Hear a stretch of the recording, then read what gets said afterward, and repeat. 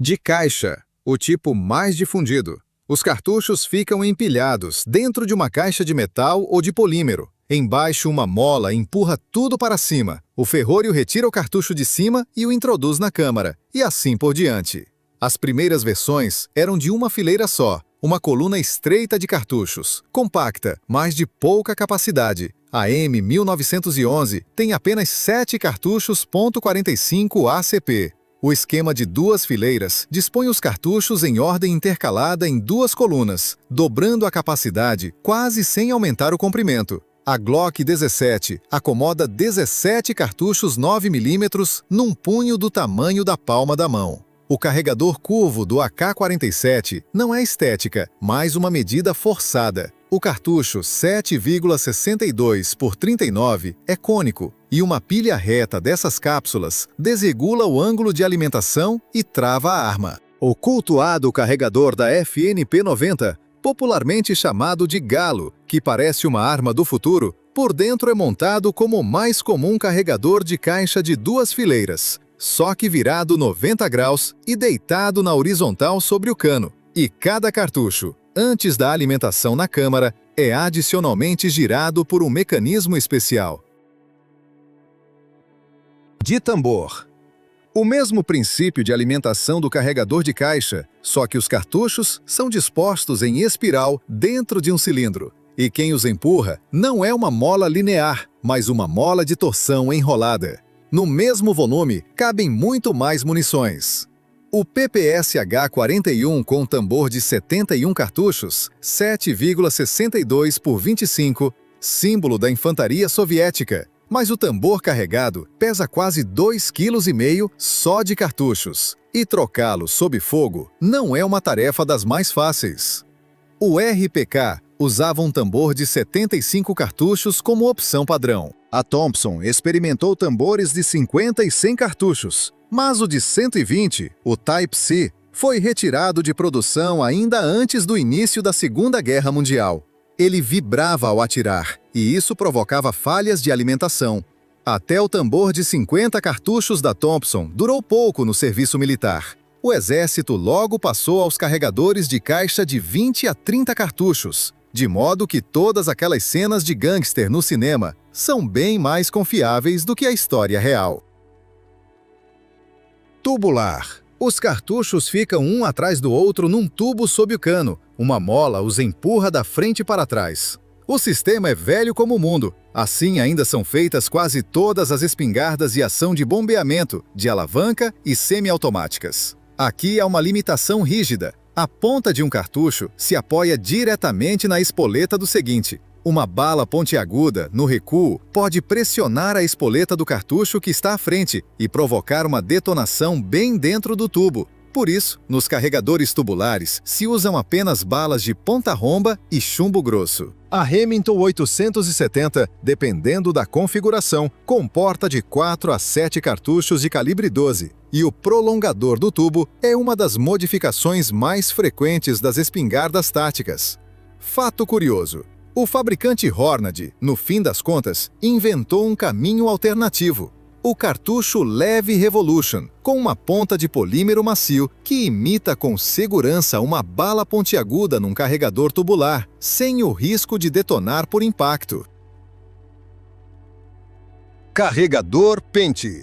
Aqui não existe um carregador separado como peça, de forma alguma. O próprio pente é o carregador. Ele é inserido inteiro na caixa da culatra junto com os cartuchos e permanece ali até o último disparo. A M1 Garand é o principal exemplo. 8 cartuchos .3006 numa placa de aço. Após o 8º disparo, o ferrolho ejeta automaticamente o pente vazio com um característico tinido metálico, o famoso ping. Recarregar antes disso só era possível ejetando manualmente o pente parcialmente carregado, e todos os cartuchos que restavam nele simplesmente se perdiam. Por isso, os soldados preferiam disparar tudo até o fim. Reza a lenda que os soldados alemães, ao ouvir o ping, partiam ao ataque, sabendo que o carregador estava vazio. É bem provável que isso seja um mito. O som dos disparos no campo de batalha abafa qualquer coisa, mas a história é boa demais para se abrir mão dela. Espiral. Os cartuchos são enrolados em espiral ao redor de um eixo central, como a rosca de um parafuso. Resulta num carregador longo e estreito, que não fica projetado para o lado nem saliente para baixo, como o tambor. A Cálico M950, nos anos 80, montava carregadores desses de 50 e 100 cartuchos 9mm, na horizontal, por cima. A russa Bison foi mais longe. Seu carregador helicoidal de 64 cartuchos 9x18 serve ao mesmo tempo de guarda-mão, pelo qual o atirador se segura ao atirar. O preço da compacidade é a complexidade do mecanismo. Um carregador desses é mais difícil de limpar e é muito mais sensível à dispersão das características dos cartuchos do que o carregador de caixa comum. Adaptar esse esquema aos cartuchos de fuzil nunca chegou a dar certo. Ele funciona apenas com munições de pistola, relativamente homogêneas em geometria, como o 9x18. De disco, a metralhadora leve Lewis surgiu em 1910. Foi projetada por Samuel McLean e aperfeiçoada por Isaac Newton Lewis. Um disco plano fica em cima, paralelo ao solo. Os cartuchos são dispostos em círculo, como os raios de uma roda, com as pontas voltadas para o centro. O disco padrão de infantaria comportava 47 cartuchos .303 British. A versão de aviação, um disco aumentado, de 97. O soviético DP-28, adotado em 1928, é visualmente parecido, mas construído de outra forma. Ele tem uma mola espiral plana, que é girada por um empurrador acionado pelo ferrolho. 47 cartuchos 7,62 por R$ 54. E o sistema permaneceu em serviço por muito tempo, ainda depois da Segunda Guerra Mundial.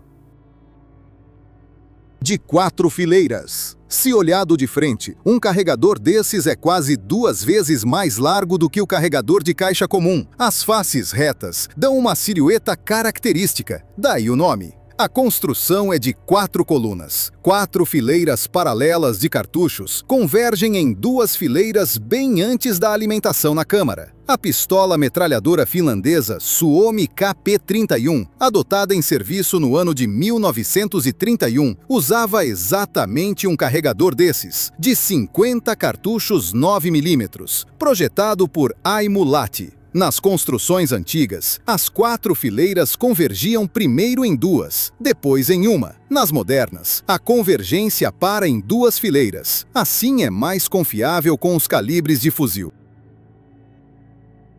Interno fixo. O fuzil Mauser Gewehr 98 não tem carregador removível de forma alguma. Ele é parte da caixa da culatra. O carregamento é feito por cima, com o ferrolho aberto. Um pente de 5 cartuchos é inserido na ranhura. Com o polegar, os cartuchos são empurrados para baixo e o pente vazio cai sozinho. A ideia do carregamento por pente foi proposta por Ferdinand Mannlicher, mas a implementação concreta, embutida na caixa da culatra, foi patenteada por Paul Mauser em 1889. O sistema tornou-se padrão para quase todos os fuzis militares de ferrolho até a Segunda Guerra Mundial. O alemão Kar 98K, o americano Springfield M1903, o soviético 3 linhas Mosin, o japonês Arisaka. Aqui o carregador não pode ser perdido, danificado ou trocado. O sistema é fechado em si mesmo.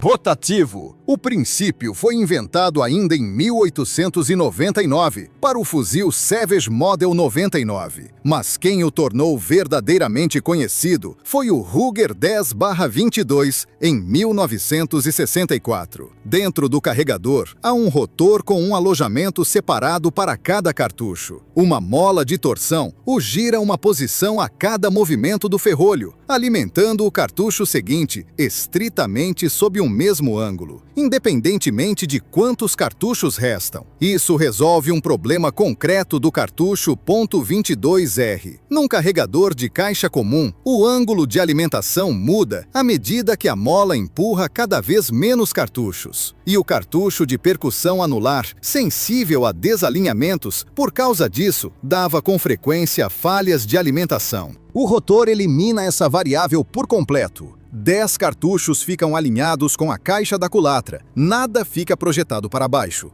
Fato revelador. O Ruger 10/22 é provavelmente o fuzil .22 LR mais vendido da história dos Estados Unidos. E o mercado de modificações para ele é tão vasto que se pode montar uma cópia totalmente funcional sem uma única peça original da Ruger. Formalmente, nenhum dos 3 pontos seguintes é um carregador. Mas já que estamos falando de como a arma alimenta os cartuchos, ignorá-los seria estranho.